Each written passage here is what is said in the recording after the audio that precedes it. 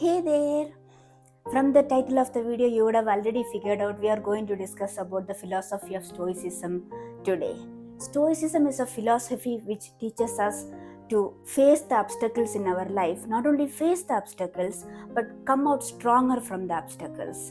And that is the core of resilience, which we discussed in last week. And Stoicism, for me, is the embodiment of resilience. Think about it.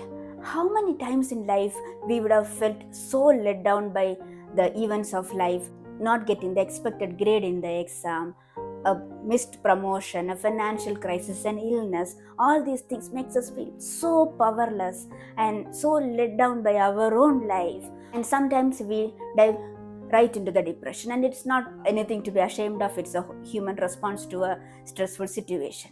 Stoicism, on the other hand, teaches us to face the obstacles, and even at the lowest point reminds us that still you have a choice. By controlling what is internal to you, which is in your control, you can come out stronger. That is the pinnacle of resilience for me, and hence this video. Before going any further with this video, I just want to take a moment and thank you all for the wonderful feedbacks you have been giving me. Your feedback helps me to become a better content creator and refine my craft. So please keep that feedbacks coming in. And if you're here for the first time, my name is Soumya, and I make videos on leveling up mentally and knowledge-driven lifestyle. If that interests you, please do consider subscribing to this channel, and also click that bell icon so that every time I upload a new video, you get notified. By the way, I upload on every Saturday 5 p.m. IST, so stay tuned for that.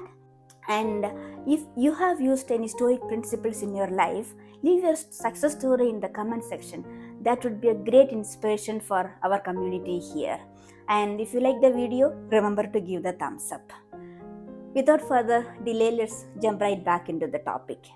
Stoicism as a philosophy was found in Athens in 300 BCE by Zeno of Citium, and the core principles of Stoicism says that one should live in accordance with nature's laws and practice virtue to achieve happiness.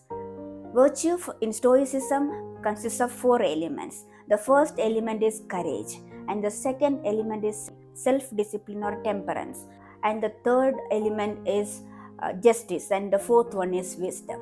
One of the main teachings of Stoicism is you could be stripped off of every wealth you have, every single material possession you have, to an extent of slavery. Still, you have your will and you have a choice. How do you make that choice?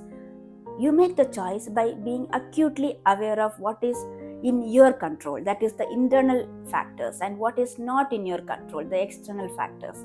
Once you know those, you make a choice within what is in your control and grow from there. Let me explain this with an example. You would have all heard or read these books: My Experiments with Truth, Autobiography of Nelson Mandela, Mein Kampf.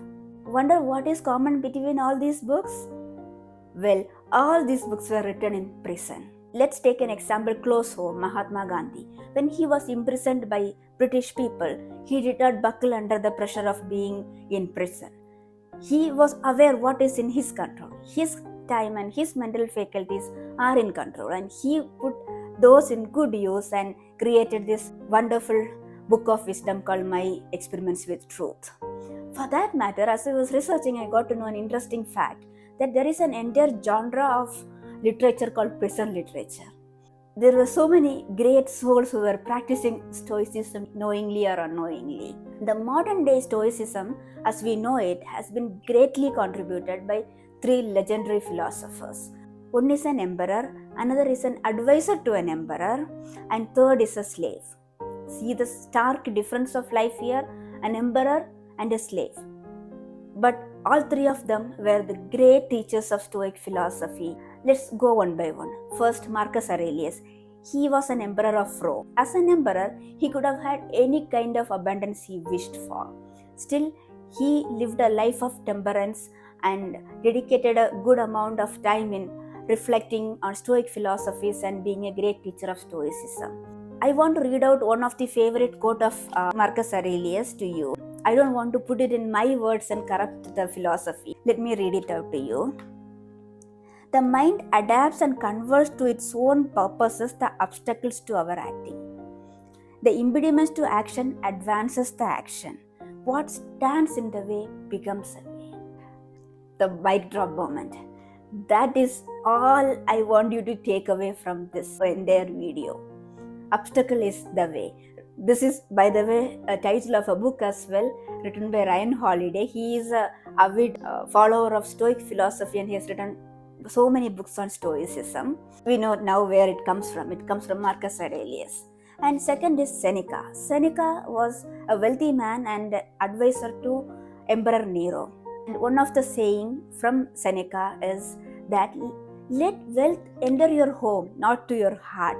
And that philosophy stole my heart literally. So many times we get carried away by wealth and materialistic stuff. Coming from a man who lived a very wealthy life, that is something.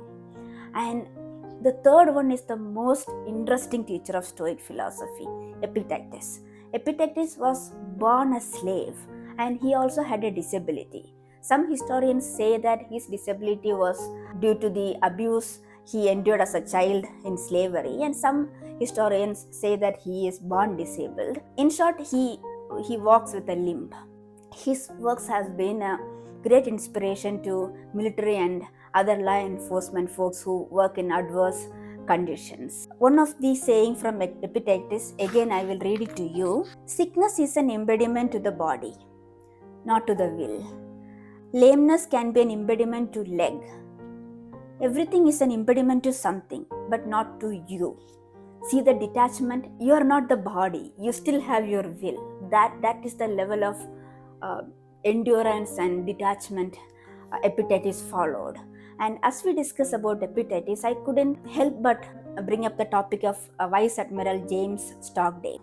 He was captured as a prisoner of war in Vietnamese War and tortured in prison for 7 years. And when he was back, he attributed his survival entirely to Epictetus' teachings.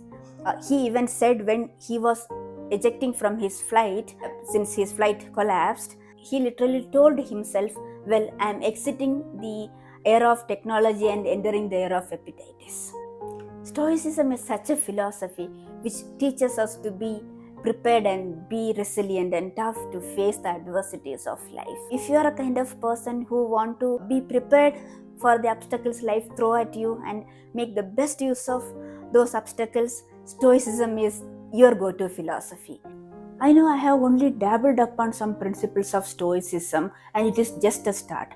If you want to study more about Stoicism, I have a couple of book recommendations.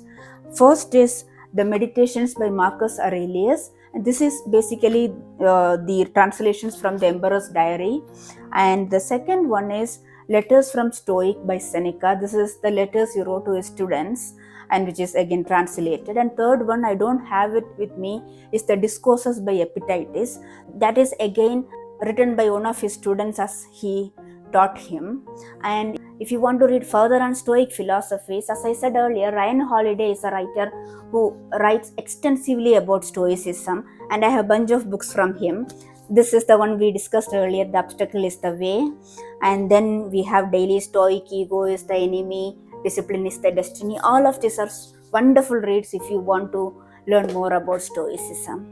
With that thought, it is Soumya signing off.